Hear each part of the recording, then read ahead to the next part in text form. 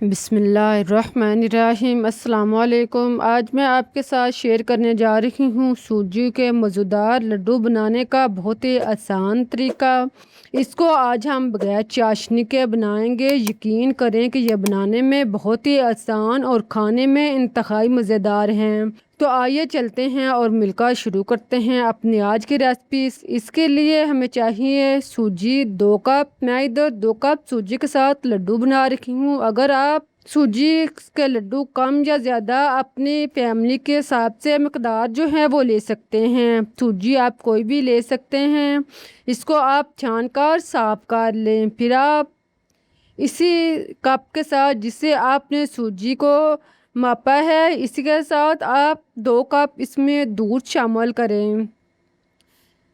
दोनों को आप अच्छी तरह मिक्स कर लें। दूध और सूजी को आप अच्छी तरह मिक्स करें कि दूध जो है वो इसके अंदर हाल हो जाए, सूजी जो है वो खुश्क ना रहे। इन दोनों चीज़ों को अच्छी तरह मिक्स करने के बाद अब आप इसको कवर करके ढाँप कर कुछ देर के लिए रख दें ताकि सूजी जो है वो फूल जाए और नरम हो जाए। देखें, इस तरह सूजी को आप भिगोने के बाद इसे 10 से 15 मिनट के लिए एक साइड पर रख दें। इतनी देर में हम बाकी चीज़ें तैयार कर लेते हैं। अब आप 1 कप चीनी लें। चीनी आप जायके के मुताबिक कम या ज़्यादा भी ले सकते हैं। इसमें आप 3 से 4 हरी सब्ज़ इलायची शामिल कर लें। इसको आप चीनी को आप अच्छी तरह पीस लें और इसको आप पाउडर बना लें। इसको आप एक साइड पर रख दें। अब आप चूल्हे पर कढ़ाई या कोई भी बर्तन रखें जिसका निचला हिस्सा यानी थल्ला जो है थोड़ा भारी हो। इसमें आप 2 से 3 चम्मच घी डाल लें। आप ऑयल भी इस्तेमाल कर सकते हैं, लेकिन अगर आप इसको देसी घी में बनाएंगे तो यकीन करें इसका जायका जो है वो अलग से ही होगा। इसमें आप ड्राई फ्रूट डालकर इसे ब्राउन करें। इसको आप लो आंच पे 1 से 1.5 मिनट के लिए इसे ब्राउन करें। इसका कलर जो है वो ज़्यादा चेंज नहीं करें। हल्का सा ब्राउन हो जाए तो आप इसको निकाल लें। अब आप इसी घी के अंदर भीगी हुई सूजी शामिल करें। आप देखें सूजी जो है वह भिगोने से फूल चुकी है और दूध भी इसके अंदर अच्छी तरह जज़ब हो चुका है। इसको आप घी के अंदर शामिल करें और इसको मिक्स करें। इसे आप चम्मच के साथ अच्छी तरह मिक्स करें और फिर आप इसको पकाते रहें। इसको आप इतनी देर तक पकाएं कि इसका दूध जो है वो खुश्क हो जाए। इस दौरान चूल्हा जो है वो नॉर्मल रखें। देखें, सूजी जो है वो दूध में भीगी हुई है। इसको आप आहिस्ता आहिस्ता भूनते जाएंगे तो ये खुश्क होते जाएगी और खिलती भी जाएगी। आपको शुरू में लगेगा कि सूजी जो है वो भीगी हुई है और चिपकी से बनी है, तो ये खिलेगी कैसे। आप खुद देखेंगे कि जैसे जैसे आप इसको भूनते जाएंगे तो ये खिलती जाएगी। आप देखें 3 से 4 मिनट के बाद सूजी का दूध जो है वो खुश्क हो चुका है और ये थोड़ी सी गिल्टियों में टुकड़ों में बनना शुरू हो चुकी है। इसी तरह आप चम्मच चलाते रहें और इसको आप भूनते रहें तो ये आहिस्ता आहिस्ता टुकड़े जो हैं वो छोटे टुकड़ों में तकसीम हो जाएंगे और फिर इसी तरह ये पनीर की तरह बनना शुरू हो जाएगी, पंजीरी की तरह बनना शुरू हो जाएगी।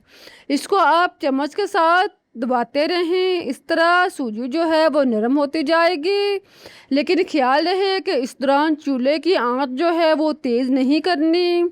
इसको आपने लो आंच पे तैयार करना है। इसको आप 10 से 12 मिनट के लिए भूनेंगे तो ये खुद ब खुद ही खिलती जाएगी और खुद ब खुद ही छोटे से छोटे टुकड़ों में तकसीम होती जाएगी। आप देख सकेंगे कि जैसे जैसे आप इसको भूनते जा रहे हैं तो ये तैयार होती जा रही है।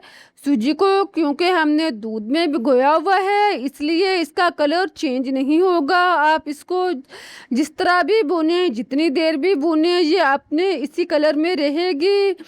इसी तरह आप इसको भूनते हुए इसको पनीर की तरह, इसको पंजीरी की तरह बना लें।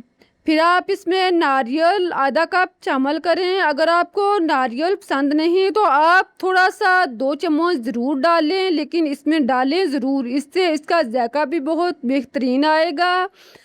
इधर मैंने नारियल जो है वो बाज़ार का इस्तेमाल किया है। आप गरी को क्रश करके इसका नारियल इसमें शामिल कर सकते हैं।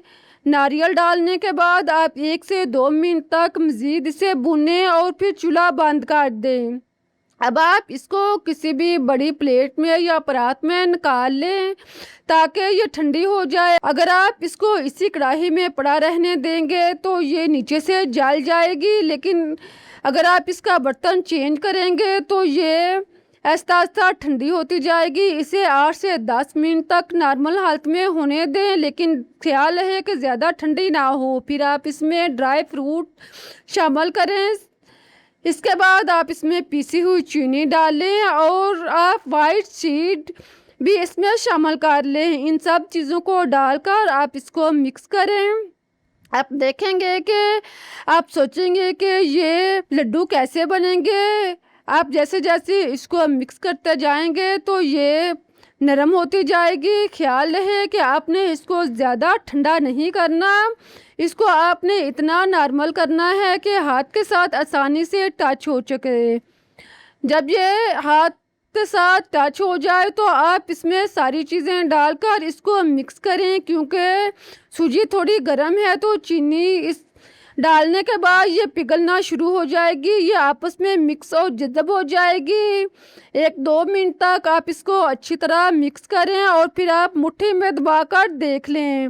आप देखेंगे कि आप मुट्ठी में दबाएंगे तो ये नमी सी महसूस होगी, गीला सा महसूस होगा और लड्डू बनना शुरू हो जाएगा।